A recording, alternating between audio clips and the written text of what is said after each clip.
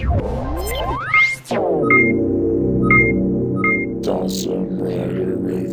YouTube, Dawson Rider here with a review of the Dino Charge Megazord, also known as the Invisible Megazord. I actually think I've done this bit before, so anyway, I already have it out of the box, obviously, so I just wanted to show the packaging really quick, because it's pretty neat, pretty standard stuff there. That's where the Megazord was. Logo, showing the Zord you get, picture of Red Ranger at the bottom with the name. But this is the really cool part, is this art of the three main Zords, which is really cool. Excuse me. I really like it a lot. In-show shot of the Megazord. On the side here, just some advertisements. On the back, more advertisements of how Zord Builder works. You got the other Zords, the cycles, the Zord armors, a little advertisement for collecting all of the Dino Chargers. Another cool art shot of all three Zords and a cool in-show shot. So very, very cool. I really like the box. That's why I just wanted to show it off. But now we can bring in the actual goods. Alright, so here we have them, the main three Zords, the Tyrannosaurus, Stegosaurus, and Triceratops. So they're looking pretty cool, I have to say. We are going to go over them individually, take a look at them side by side of their Japanese version. But before we do that, let's go ahead and show the battery that it comes with before I forget. Here you have the charger it comes with, which is just a clear version of the Tyrannosaurus Rex one. Where is the regular one? There it is, as you can see, just all the gray parts are clear. Wait, let me get it back to one. There we go. All of the gimmicks are the same. So yeah, it's kind of cool to have a variant, but maybe it could have been something different. I forgot to mention, it still says T-Rex on the back, in my Morpher review that I kind of wished it had come with red and pink instead of red and black, since you get black with the Parazord. So maybe this could have come with pink, or maybe pink and blue. Morpher agrees with me. So just to show you the sounds.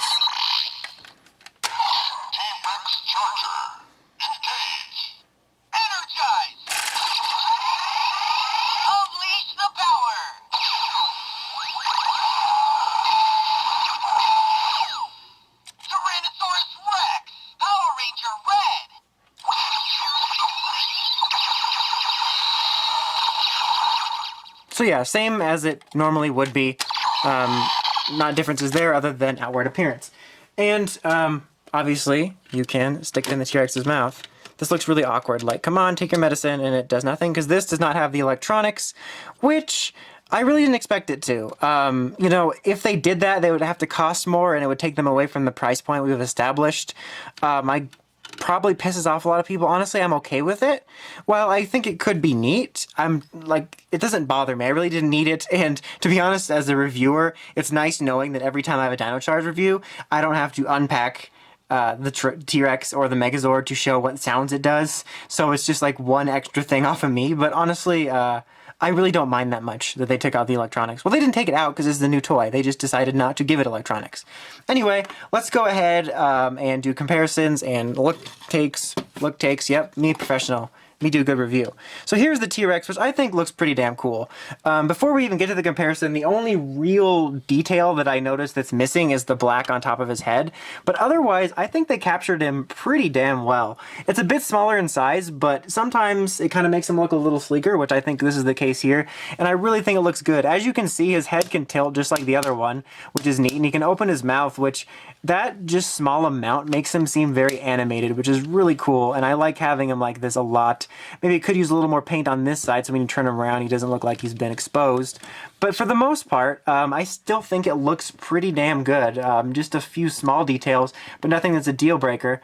As I've mentioned in previous reviews, these designs for most of the series are pretty basic, which I think lends itself to, you know, sometimes they're missing paint apps, and it's not a huge of a deal. The tail is a lot sleeker too, and it does not store the helmet in there. The helmet's actually stored in here, which is really nice. I'll probably mention it again when I do the combined mode, but this piece drives me crazy in the Japanese version. But here, let me go ahead and bring in our good old pal Gabutira here, just to take a look. As you can see, the size difference there. The eyes honestly look better on here for me. It looks a little weirder here now that I'm looking at it, but for the most part, I think the details line up pretty well. His little arms move too. He's a little T-Rex. But yeah, and this one obviously is going to have electronics, the bigger battery. You can see he's got the bigger tail, stuff like that.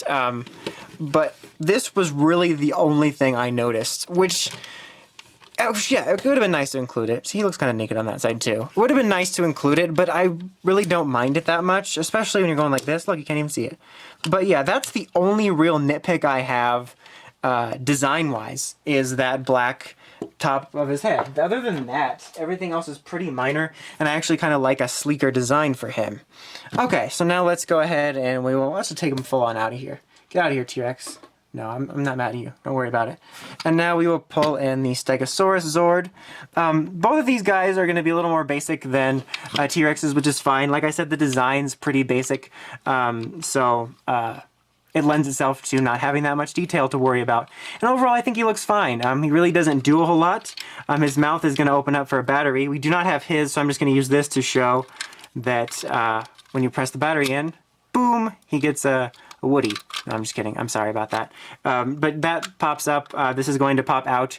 You can switch it out with, whatchamacallit, pinks if you want to. And then see there's the little thing for ejecting or putting in the battery.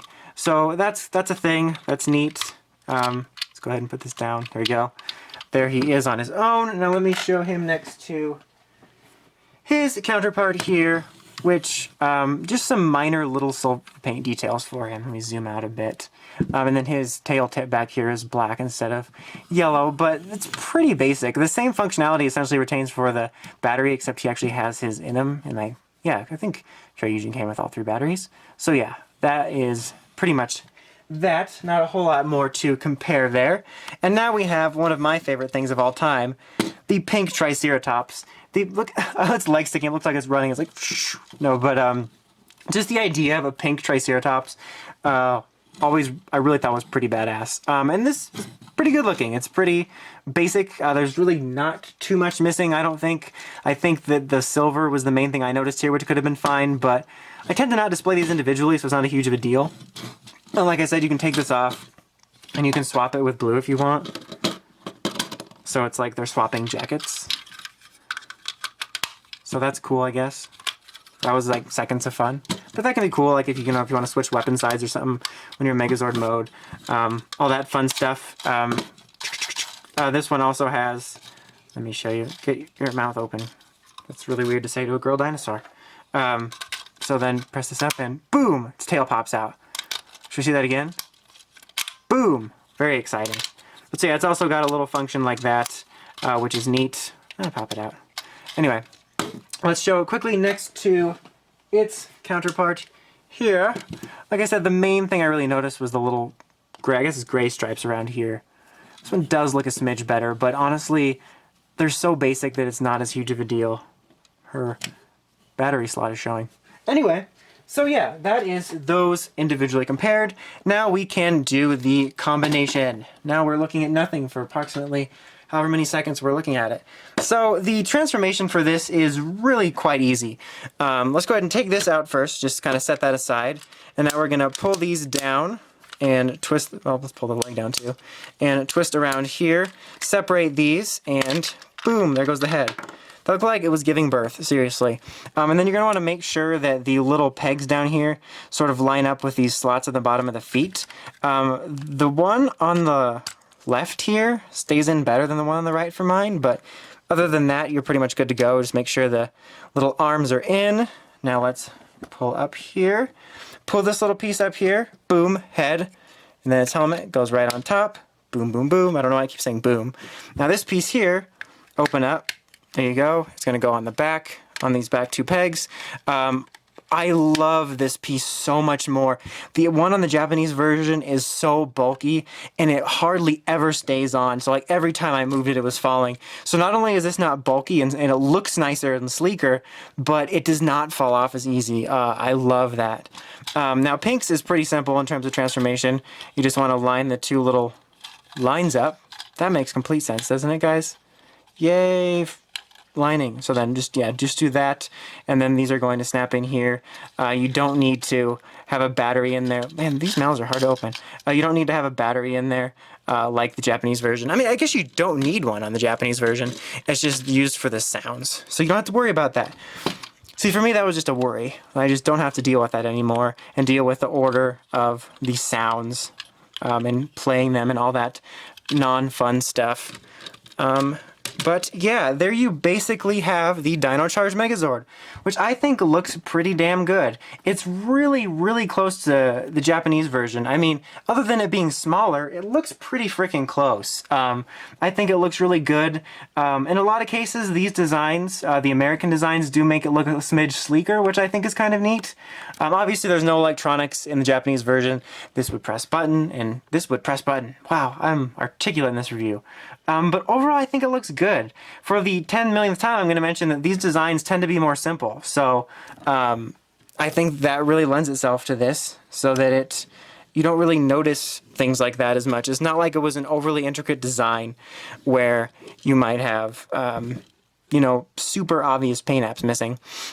You can see right here there is a Zord Builder port, which you can put the Parasaur Zord up there, which I'm assuming is going to be for the final combination instead of a random extra piece like they have in the Japanese version. So that's really the only thing sticking out. Obviously, this is all Zord Builder compatible, which is neat. I know there's a lot of people that don't like Zord Builder, and I don't get it. There's frequently people saying it's tainted with Zord Builder, which it's not. Like, if they had a million ports like this protruding from everywhere, I would get it. But it's as simple as them using the same port every year so that they can combine it with previous toys for more fun. It's that easy. I mean, Japan could do that. There's some that are compatible. I don't know what the big deal about that is. Some sort of purism stuff. I don't know. You can take this piece off and it does become a sword weapon. So, you know, pull that out and boom. Doesn't do the shield version, but I got a sword. That's what people with swords say. But yeah, that is pretty much it for this. Now let's just bring in, am I getting this right? Am I doing this right? The Japanese version, just to show a quick side-by-side look. Okay, so here they are side by side. As you can see, obviously it's taller, but overall there's not too many things that jump out at me. There's small little things like down there, but other than that, like I said, it's pretty damn faithful to it. The only other thing is this has a little bit of paint here on the spike. But other than that, and then you have the giant obnoxious backpack sitting there on the back, and the fact that it has electronics. But you know, we don't even know if they'll be using any kind of voice sounds in the show. I mean, for all we know, we'll just get dinosaur growls. Like, we might not even have a voice, and it wouldn't make sense to have the crazy Oompa Loompa voice for this. And if you're a Power Rangers fan only, you don't care about the Kyoryuzin sounds, then why would you want the crazy sounds of that in this? But yeah, overall, like I said, pretty damn decent substitute. I'm not moving around too much because his legs can be a little more spread, but because it's kind of tight quarters, and I don't want that stupid backpack falling off. But yeah, overall, I think it's a pretty decent substitute. The only other difference is in the Triceratops, the way the horns work. Like this is a separate piece, and you don't pull them down. But yeah, overall, I really dig this Megazord. I really like the dinosaurs individually. I think it looks really good on the shelf like this. The Zord Builder works well. I actually like that for putting the Black Ranger Zord up there. And like I said, it's a pretty damn decent representation with only a few minor paint apps. I'm probably going to get all kinds of hate comments about how I work for Bandai because I dare like something they do. But yeah, I really like this Megazord. I like the design. I think it looks good on the shelf. I think it'll be a lot of fun, especially as we get more into the year because we're going to have lots more dinosaurs to combine with this year and next year, I suppose. But anyway, that's about it. Until next time, make sure you check out the Crazy Podcast at writersrangersrambles.com. And of course, don't forget to like, comment, and subscribe. Until next time, it's Awesome Writer, signing out.